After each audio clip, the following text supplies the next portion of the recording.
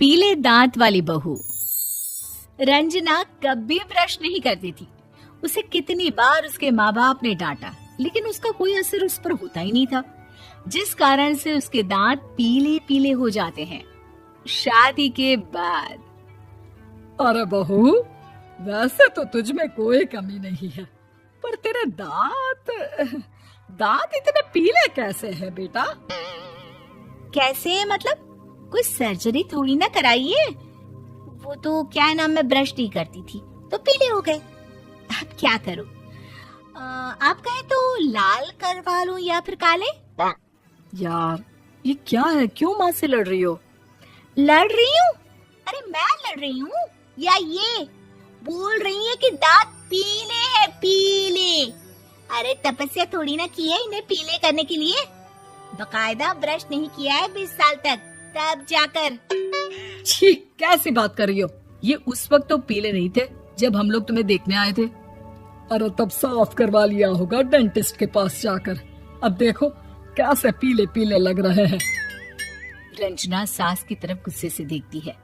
फिर शुरू हो गई पीले पीले पीले। अरे पीले तो तब भी थे जब मेरे हाथ का रसगुल्ला उड़ा उड़ा कर खा रही थी और बोल रही थी, लड़की नहीं गुणों का खजाना दे रहे भाई साहब आप।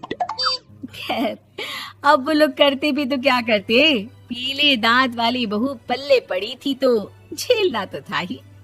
एक दिन कीर्तन में रंजना गाना गा रही थी। अरे कमला बहन, माँ का द्वार है, यहाँ तो सब शुद्ध होकर आते हैं, फिर अपनी बहू को ब्रश भी नहीं करवाती तुम। दूर से पीले पीले दांत भक्ति में बाधा उत्पन्न कर रहे हैं। अरे कोई 2 साल के बच्चे थोड़ी ना लेकर आई हूँ मैं बहू बनाकर। अच्छी खासी लड़की है, अरे कैसे करवाऊं ब्रश? ये तो उसे खुद करना चाहिए ना।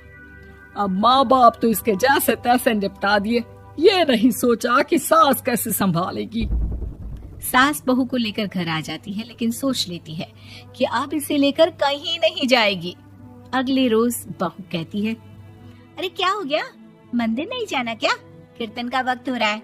मेरी मधुर वाणी से कान्हा जी जागते हैं और सोते हैं। आप तो जानती है ना उनकी भक्ति में कितना मन लगता है मेरा। वो क्या है ना, तबीयत ठीक नहीं लग रही है मेरी, आराम करूंगी मैं। तबीयत ठीक नहीं लग रही? अभी तो मिथुन के गाने पर नाच रही थी आप, और अब बोल रही है कि तबीयत ठीक नहीं लग रही। अरे भक्ति में मन लगा लो सासू माँ, ऊपर जाना है, क्या मुंह दिखाओगी आप? हाँ, सास को बहू की